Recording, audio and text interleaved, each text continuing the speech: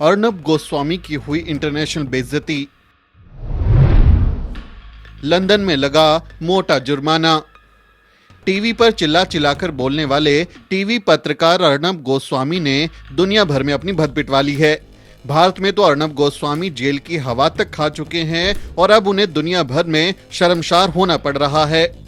अपनी एजेंडे वाली पत्रकारिता के लिए बदनाम अर्नब गोस्वामी के खिलाफ ब्रिटेन में बड़ी कार्रवाई हुई है।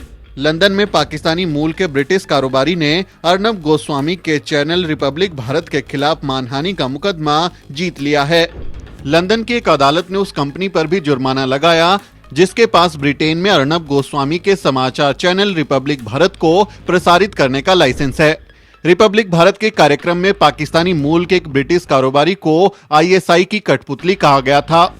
अदालत ने ब्रिटिश कारोबारी अनिल मुसर्रत को बदनाम करने के लिए कंपनी पर 37,500 पाउंड यानी करीब 35,56,314 रुपए का जुर्माना भी लगाया है।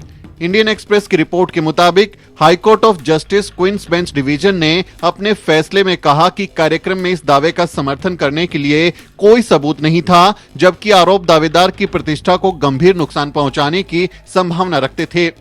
अदालत में मानहानि का दावा करने वाले पाकिस्तानी मूल के ब्रिटिश कारोबारी अनिल मुसर्रत को 22 जुलाई 2020 को प्रसारित शो में आईएसआई की कठपुतली कहा गया था। उनकी तस्वीर को भी इस कैप्शन के साथ प्रसारित किया गया था, क्या बॉलीवुड को पाकिस्तान समर्थक, आतंकवाद समर्थक, भारत विरोधी व्यक्तियों और समूहों से कोई जुड़ाव रखना चाहिए? और क्या बॉलीवुड को ऐसे पाकिस्तानियों से संबंध तोड़ देना चाहिए जो आतंकवाद समर्थक रुख रखते हैं? साथ में मुसर्रत के भारतीय सेलिब्रिटीज के साथ फोटो भी दिखाए गए थे। अदालत ने अपने आदेश में कहा, कार्यक्रम में याचिकाकर्ता जिनकी पहचान उनकी तस्वीर और उनके नाम से हुई है, उनके खिलाफ गंभीर आरोप लगाए गए थे। ब्रिटेन की पंजीकृत company world view media network limited के पास रिपब्लिक भारत को प्रसारित करने का लाइसेंस है। उसने कानूनी कार्यवाही में हिस्सा तक नहीं लिया।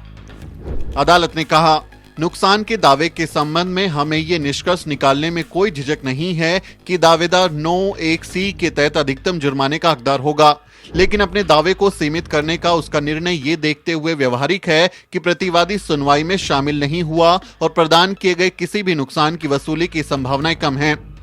अदालत ने उन उदाहरणों पर भरोसा किया जिनमें कहा गया कि आतंकवाद के किसी भी आरोप को बेहद गंभीर और अत्यधिक हानिकारक माना जाना चाहिए, जिसमें सामान्य नुकसान के खिलाफ जुर्माने को 6 अंकों में अच्छी तरह से दिया जा सके। वहीं समाचार वेबसाइट स्क्रोल के मुताबिक मानहानि का केस जीतने वाले व्यवसायी मुसर्रत ने अदालत को बताया कि कार्यक्रम में उन्हें भारत में आतंकवाद फैलाने का आरोपी बताया गया था।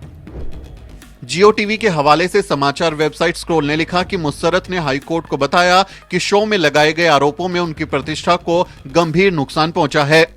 उन्होंने ये भी कहा कि उनके आईएसआई या किसी भी आतंकी संगठन से कोई रिश्ते नहीं हैं।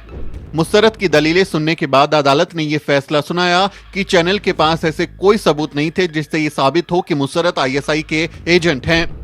फैसला सुनाने वाले जज ने साथ ही कहा कि रिपब्लिक टीवी के मुख्य संपादक अर्नब गोस्वामी के कार्यक्रम के पास ऐसा कोई सबूत नहीं था जो साबित करता कि मुसर्रत भारत विरोधी गतिविधियों में शामिल है। ऐसा कुछ नहीं था जो स्थापित करता कि मुसर्रत भारत के खिलाफ आतंकी गतिविधियों में सहायता कर रहे हैं। जज ने माना कि शो में प्रसारित किए गए हानिकारक शब्दों से मुसर्रत की प्रतिष्ठा को गंभीर नुकसान पहुंचा है या गंभीर नुकसान होने की आशंका है। जियो टीवी को दिए इंटरव्यू में मुसर्रत ने फिर दोहराया कि वो किसी भी आतंकी संगठन के साथ नहीं जुड़े हैं और अर्नब गोस्वामी के चैनल ने उन्हें बदनाम किया। उन्होंने कहा, जुलाई 2020 में कोविड-19 के शुरुआती दौर में रिपब्लिक टीवी चैनल और अर्नब गोस्वामी ने मेरे चरित्र को बदनाम करते हुए कई टीवी कार्यक्रम प्रसारित किए, जिनमें मुझ पर आईएसआई एजेंट होने और भारत में आतंकवाद फैलाने का आरोप लगाया गया। मैंने न्याय के लिए रॉयल कोर्ट ऑफ जस्टिस में आवेदन किया था। मुझे खुशी है कि मुझे दोष मुक्त किया गया और मैं ब्रिटिश न्याय प्रणाली का आभारी हूँ। भारत में बदनाम अर्नब गोस्वामी और रिपब्लिक टीवी को अब लंदन की अदालत में भी शर्मसार होना पड़ा। इस बारे में आपका क्या कहना है, कमेंट में जरूर लिखें और हमारे चैनल को सब्सक्राइब करना ना भूलें। Bureau report, the news week.